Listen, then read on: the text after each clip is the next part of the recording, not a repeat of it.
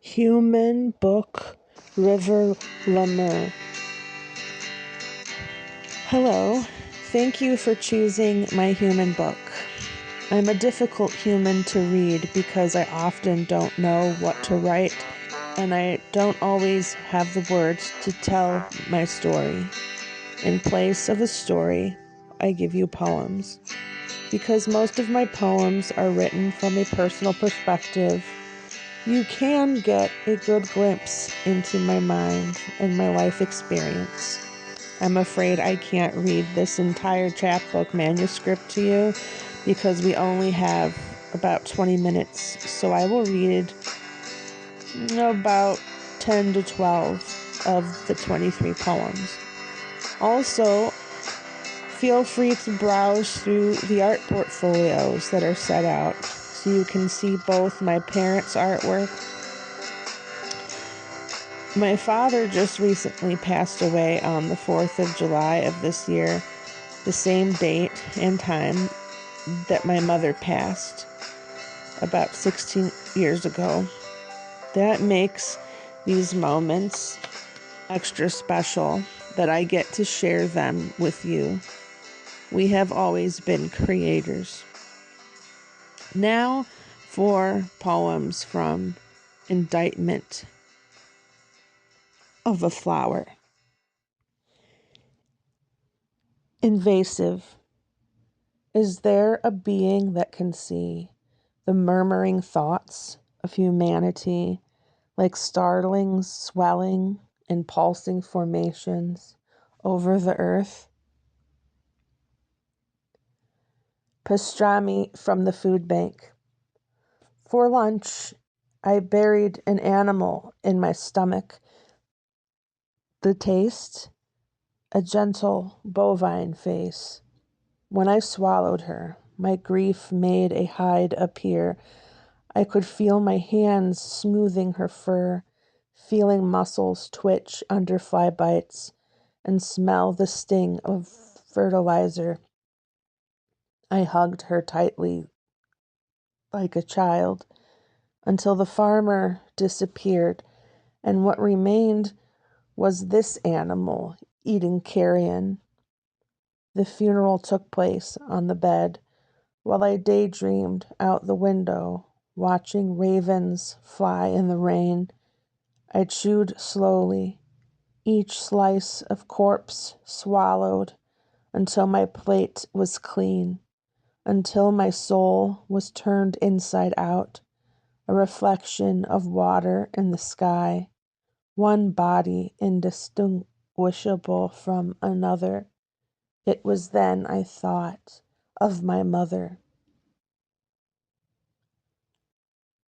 Daughter. It wasn't wanted, not all that much, but for the romance and the idea of it. The legacy was soon discarded, but held on like a slug to a pant leg, and swayed in the wind and the rain, looked at itself, trudging long in the puddles at the edge of the highway. It loved you. Newton's cradle. In disorder there are patterns, if anyone wills to look closer and ask them where they came from. Who wove them together? A father. He was commanded to create them.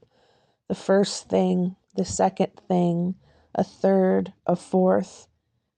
The creations knock each other about on their threads, orderly bopping to and fro like this, a Newton's cradle, one catastrophe after another. Oregon wildfire spotlight. With watercolors, Atza paints a Christmas tree. Beneath it was dirt, smothered embers, brown ashes, healing, rainy mud. On the top of the tree, a single flame, a wish blown through the bellows of her asthmatic lungs. Songbird child, tree child, She cannot sing any more songs for us humans. Tonight, she sings for the trees, her earth mother, her home. Deconstructing a Waldorf charter school poetry packet from pandemic year 2020 to 2021. My memory reading booklet, verses, poems, and songs from first grade. 1. Pick and hammer deep in the earth, each one's back, hard day's work. 2. Rosy mist changes the meadow, the snow is falling. 3. Look out, gay nobody. Climb each tree, window, and wonderful picture. Home you'll go. Build your best, because all around is fair, everywhere. 4. Give and glow, gay mother. Begin to grow. Shed tears, breathe and flow. Become the rain.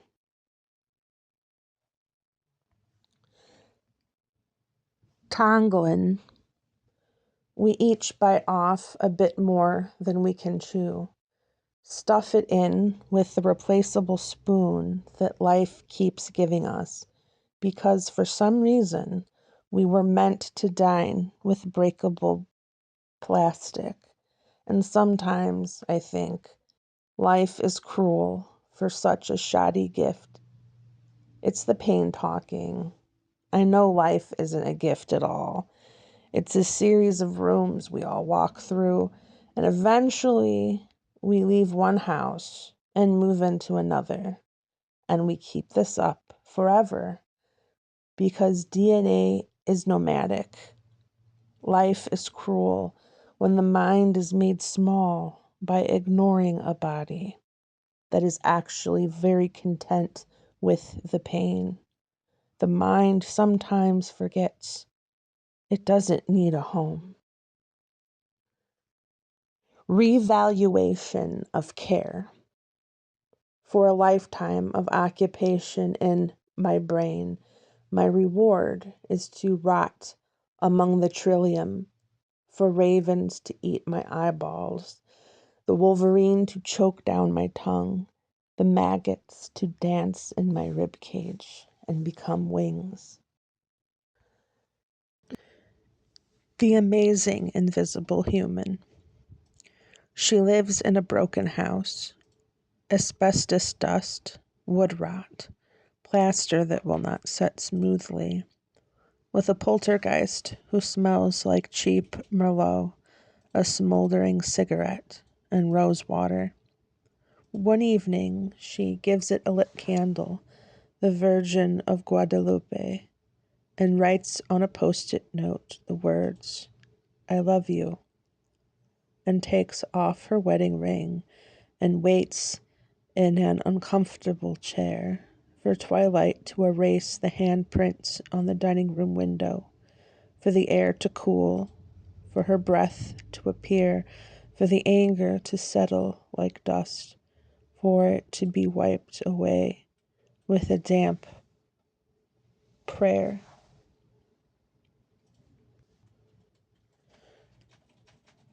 Translator for Eitzah.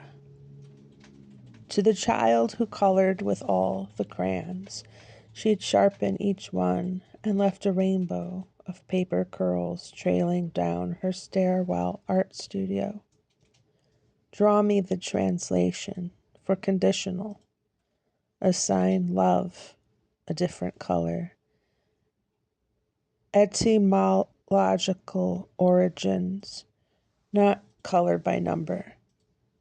And you've got this child, the whole world in your hands. You've got the whole wide world in your hands is a translation of breath, cupped for sparrows, eulogies for butterflies. Downtown Reedsport.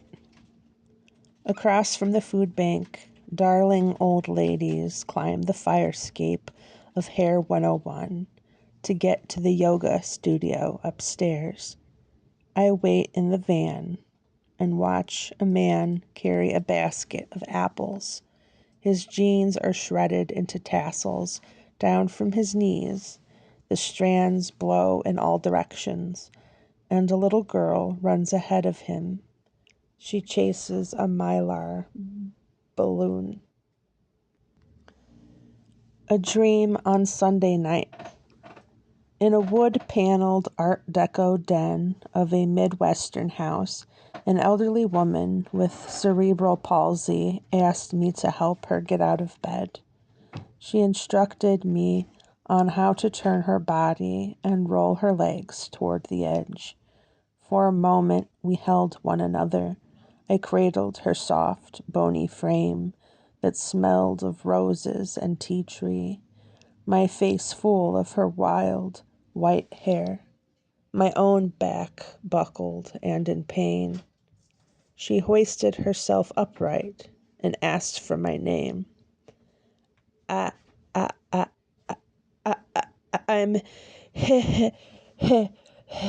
Hillary, I stammered. She chuckled. I'm Monday, dear. So those are the poems from the manuscript. That's about a little more than half. And I do want to conclude the poetry with a poem that my father, T.L. Chris, or Tom Chris, he wrote this poem shortly after I was born. The date of the poem is 12/30/1982. And yes, my birthday name, my birth name is Hillary. Always may I kneel in the sunny pasture of that memory, I coming open for the first time, as easily as flowers, surprising themselves with tongues. We can never repay the brave woman who encouraged us to hold on to perishable things. The warm, threadbare homily of fruit resting in a bowl, whitecaps foaming in a linoleum floor, journey of a water bug across a galaxy.